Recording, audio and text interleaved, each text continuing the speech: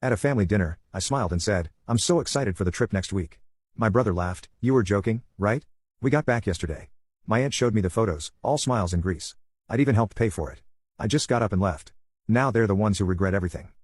I'm Marcus, 28 years old, and apparently the only one in my family who still believes in honesty and basic decency. I work in IT, the kind of job where you don't really log off, just shift tabs between spreadsheets and life. For the last 5 years, I've lived in the same modest apartment, about 30 minutes from my parents' place, and for just as long, I've been the guy who shows up when the Wi-Fi's down, the fridge is making a weird noise, or someone forgot to pay the electric bill and needs a last-minute Venmo to keep the lights on. I never complained, not really. I figured that's what family did, we helped each other out. That all changed over one dinner. It was a Sunday, the usual roast chicken, mismatched dishes, and the smell of lemon pledge lingering from Mom's frantic cleaning spree. I was sitting at the table with my parents, my brother Sean, my Aunt Lena, and a few cousins, the kind of dinner where everyone talks over each other and you smile more out of habit than joy. I'd been working late all week, barely sleeping, but I was excited for one reason, the trip we'd been planning, a family vacation to Greece for months. I chipped in $2,300 to help cover booking costs, flights, group accommodations, even a rental van my dad insisted would be more practical than taxis. My mom had mentioned it'd be a chance to reconnect, just the core family, she said. Like old times. So when there was a lull in conversation, I smiled, leaned in, and said, "I'm so excited for the trip next week. I've been counting down since we booked it." The room went quiet, not the kind of quiet that comes before someone laughs at a joke, the kind that feels like the lights have gone out and nobody's telling you why. Sean looked at me and chuckled under his breath. "You're joking, right?" he said, nudging his fiancée like I just told the world's worst punchline. "We got back yesterday." I blinked. "What?" My mom put her fork down slowly. "Sweetie," that was all she managed to say before Aunt Lena, clearly trying to change the subject, pulled out her phone. "Oh, the photos turned out so well," she said, scrolling through her gallery like it wasn't happening. She turned the screen toward me, and there it was, a sun-drenched family smiling on a cliff in Santorini. Everyone was there, my parents, my brother and his fiancée, Aunt Lena and Uncle Derek, even the twins who supposedly couldn't get time off school. Everyone except me. I sat there for a second, heart hammering, brain trying to make sense of it. I remembered the last group chat update 2 weeks ago, where my mom said, "Still finalizing dates. We'll loop back this weekend."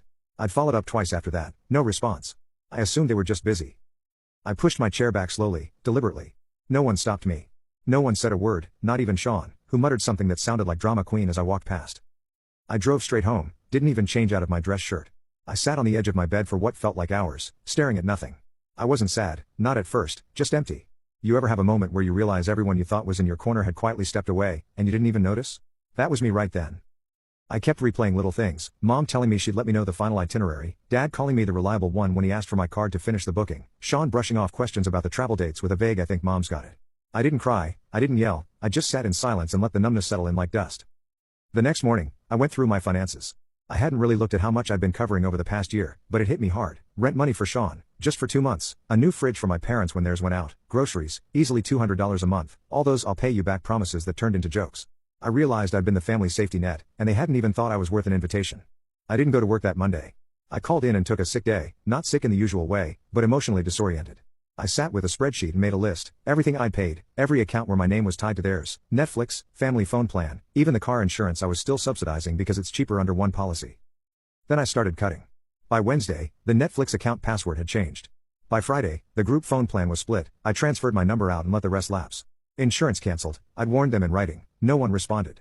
I closed the joint emergency fund I'd created when Mom had her knee surgery, all $5,700 mine.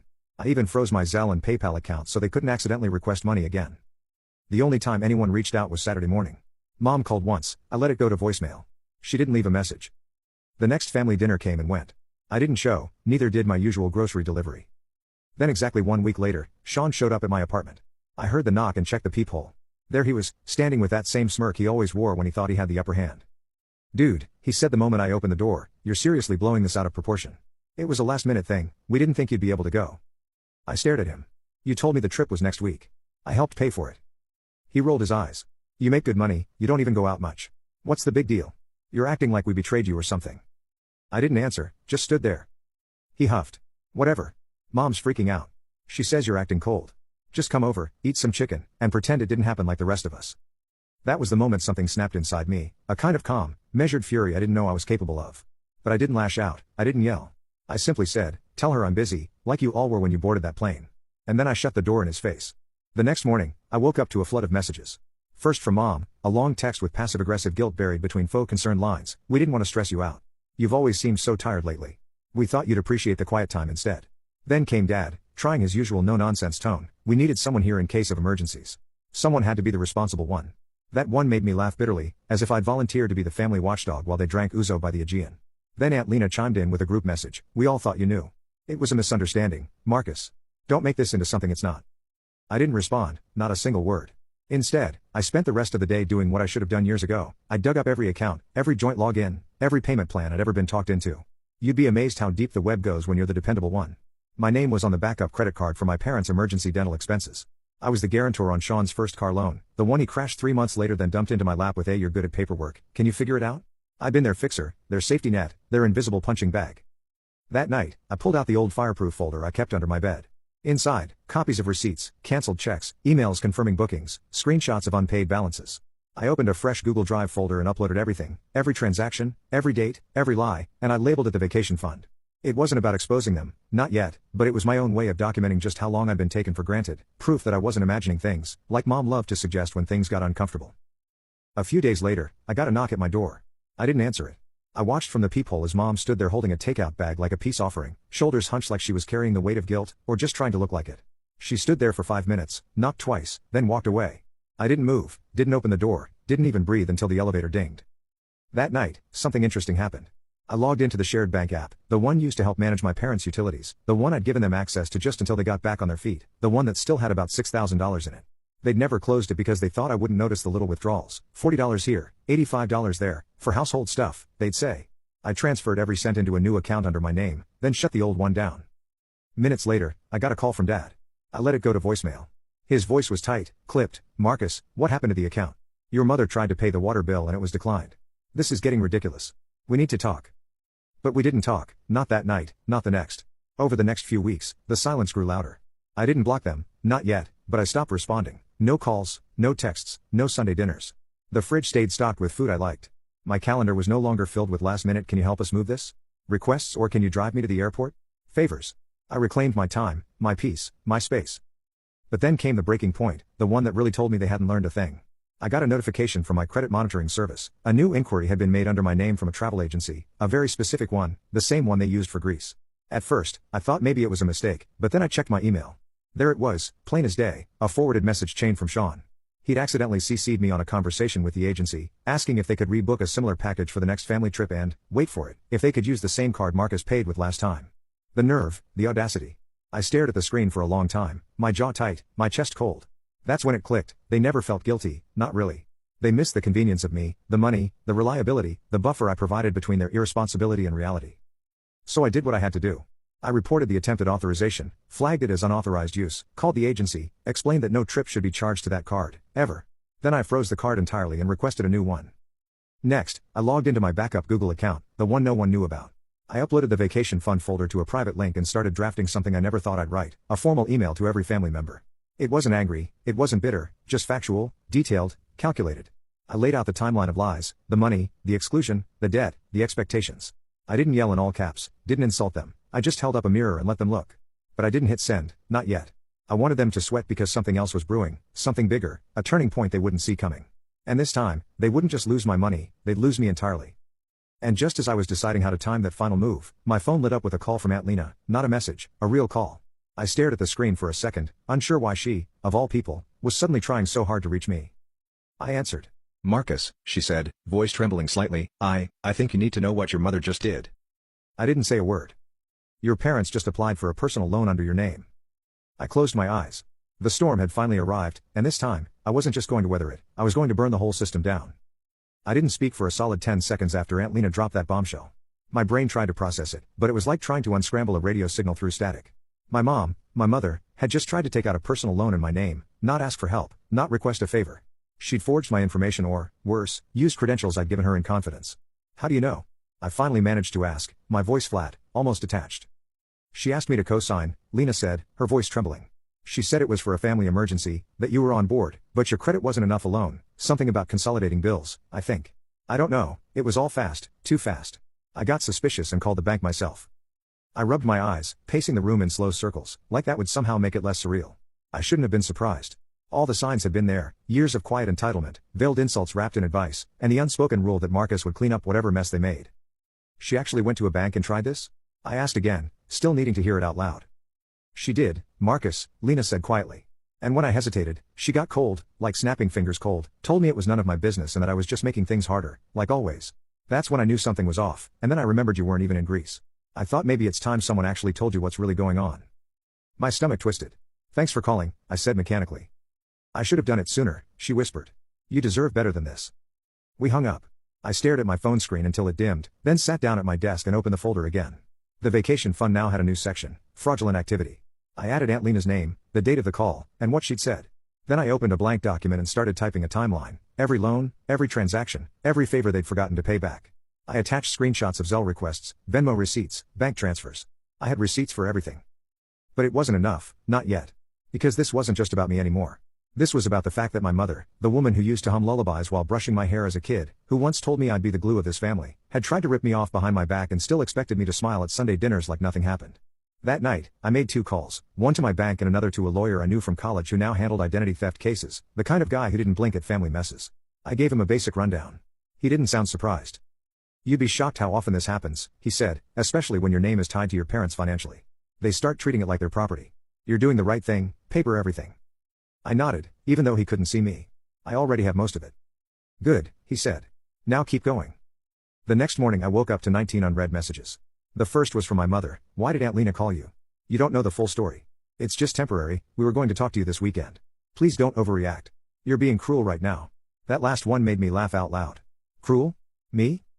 Then Sean chimed in, you're blowing this way out of proportion. You always do this when things don't go exactly your way. Just fix it already and stop acting like a victim. You're embarrassing Mom. I didn't reply. I archived the messages. Then, like clockwork, my dad emailed me, not a call, not a text, an email. Subject, let's be adults about this. Marcus, we understand you're upset, but this drama is unnecessary. Families go through things.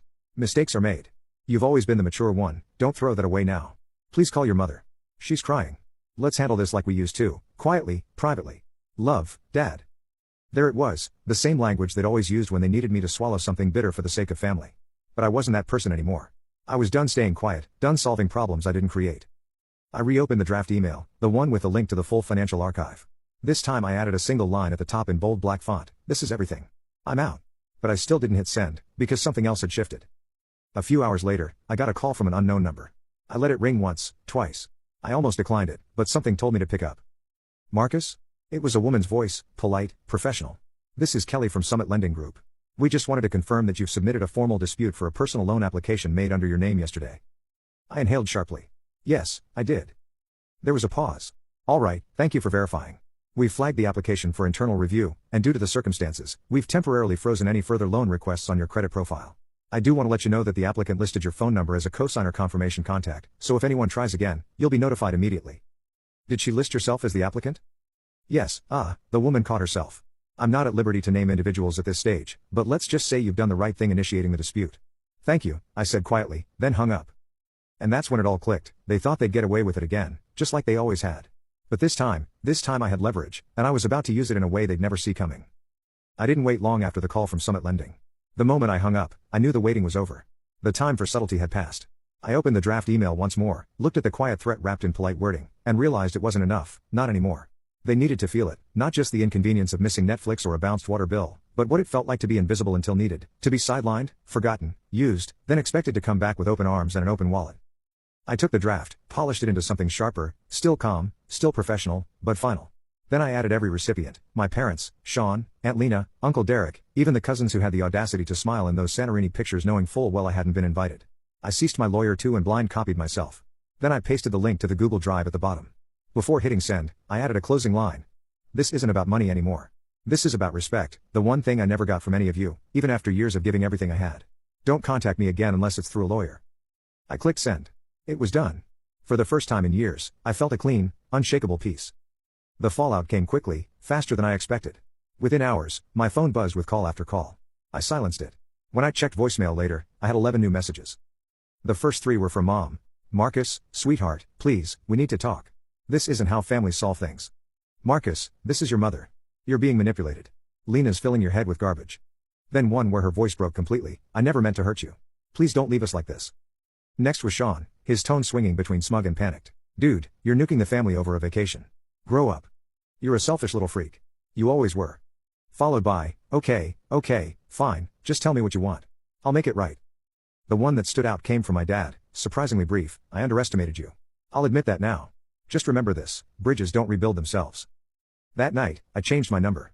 I told my lawyer to move forward with a cease and desist to stop any future attempts to use my information or financial details.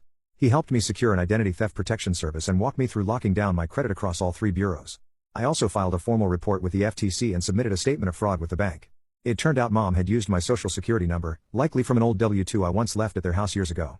It was identity theft, there was no dancing around it, and there were consequences. About 3 weeks later, my lawyer forwarded me a notice. The bank had denied the loan application permanently and opened a fraud inquiry. If the investigation confirmed the details, and it would, there would likely be legal repercussions, fines, a potential civil case, maybe even criminal charges, depending on how far my parents had gone. I didn't feel guilty, not for a second. They had always counted on my silence, my restraint, my love. But love without respect is just obligation, and I was done being obligated. As for the rest of the family, Aunt Lena called a week after everything blew up. She sounded tired but relieved. "I'm sorry, Marcus," she said softly. "I should have stepped in sooner. I think I was afraid of shaking things up. But you were right to do what you did." I told her she didn't owe me an apology, just honesty. She promised to stay in touch, but I didn't hold her to it. That side of the family had always followed the same script: protect appearances, protect the hierarchy, protect the lie. Eventually, I moved. I changed apartments, took a better job across town, new lease, new neighborhood, new life. Nobody knew the address except a few close friends and, eventually, Aunt Lena. The air felt lighter there, like I'd finally stepped out of someone else's expectations and into my own. The silence was beautiful, no last-minute phone calls about broken air conditioners, no emergency transfers for unforeseen expenses, no guilt-laced invitations to fake Sunday dinners, just quiet. But I didn't just disappear. I made sure they felt it. 3 months after everything unraveled, I got an email from Sean, the first message I'd received since changing my number. Subject: the drive folder. "Marcus, we got the lawyer's notice. The damage is worse than you think. Mom is depressed, Dad's furious. The house might have to be sold. The loan they tried to take out was tied to refinancing plans. Now their credit's shot, thanks to you. None of us can move forward right now. I hope you're happy, Sean." I read it once, then again. Then I opened my reply window and wrote exactly 6 words. "You said I wasn't invited. Goodbye." Then I hit send. After that, nothing. No calls, no letters, no more half-baked apologies, just silence. And in that silence, I found something I'd never had while living under their roof or financing their chaos: freedom, real unshakable freedom. Not the kind you announce on social media or put in a diary, but the kind that settles deep in your bones, the kind that tells you, you're not crazy, not bitter, not broken. You're just done. And finally, for once, they're the ones who have to sit in it, not me.